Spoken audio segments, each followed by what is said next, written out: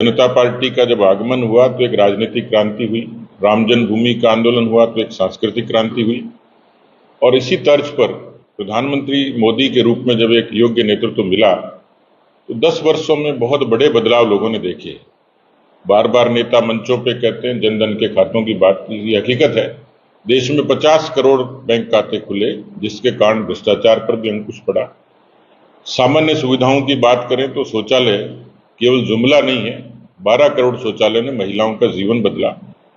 धुएं से मुक्ति के लिए जिस गैस के लिए लोग मानते थे कि लग्जरी आइटम है, आज वो किसी गरीब की झोंपड़ी की भी शोभा बढ़ाता है। 18,000 गांवों तक रोशनी पहुंचाना ये सामान्य बात नहीं थी। 50 करोड़ लोगों का 5 लाख तक का स्वास्थ्य बीमा ये दुनिया की अभिनव योजना है।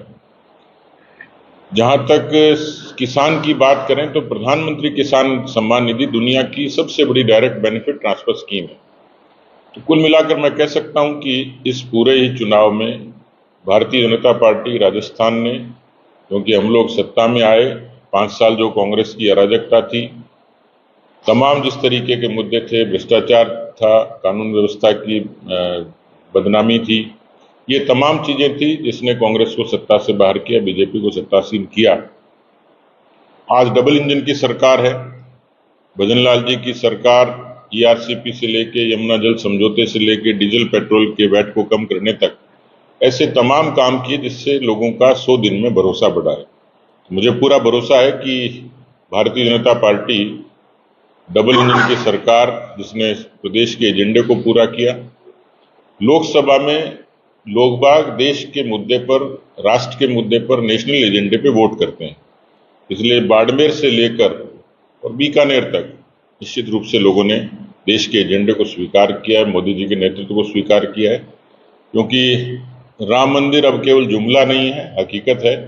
370 अभी बहस का मुद्दा नहीं है, धरातल पर है। ट्रिपल तलाक मुस्लिम महिलाओं को एक तरीके की यातना से मुक्ति दिलाने की हकीकत है। देखिए, चुनाव जीतने के लिए होते हैं और जीतने के लिए जो जायज कारण है उसमें नेता भी आएंगे, अभिनेता भी आएंगे, खिलाड़ी भी आएंगे, कार्यकर्ता भी आएंगे। कुल मिलाकर जो मैंने कहा कि हम लोग किसी राजनीतिक जो क्षेत्र है उसको जातियों से आंकते हैं। कुछ चीजें इस लोकतंत्र में जाति से इतर होती हैं। 14 और 19 उसका उदाहरण है। 14 के बारे में इतना कहा गया था कि ये एंटी इनकम्बेंसी है, कांग्रेस के खिलाफ एक आक्रोश है लोगों का। 19 में 14 से 19 के बीच में जो डिलीवरी हुई, जो आखिरी लोगों तक सहूलियत पहुंची, तो लोगों ने कहा ये भरोसा पैदा किया मोदी जी ने, विश्वास का वोट है। लेकिन 24 का वोट ये भविष्य का वोट है। बीजेपी में तो कतई नहीं है, क्योंकि बीजेपी का वोट एक समर्पित वोट है जो किसी भी परिस्थिति में और संगठित होकर पड़ता है। हालांकि मारवाड़ क्या, पूरे राजस्थान में गर्मी का भी प्रकोप है। और मैं अभी पिछले दिनों जालोर के एक गांव में था, देबाबास में। जिस दिन गांव में था उस दिन 45 शादियां गांव में थी। यानी अंदाज लगा सकते हैं कि जिसके घर में शादी है वो कई बार। लेकिन मैंने एक नज़ारा और भी देखा कि शादी के बावजूद भी दूल्हा और वो मतदान केंद्र में कतार में खड़ा था। तो वोटिंग परसेंटेज कम होने के कुछ व्यवहारिक से कारण हैं, उसमें किसी तरीके की कोई तकनीकी कारण नहीं। पार्टी के कार्यकर्ताओं ने भी दूसरे जो चरण का चुनाव है उसके लिए प्रधानमंत्री जी ने भी अपील की है, चुनाव आयोग ने भी की, और हम लोग भी ये कहते हैं कि भाई आपकी आज़ादी का वोट है, आप किसी को भी दीजिए, लेकिन मतदान केंद्र पर जाइए जरूर।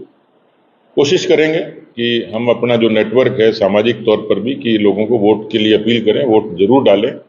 मर्जी है जिसको डालें, लेकिन मतदान जरूर करें।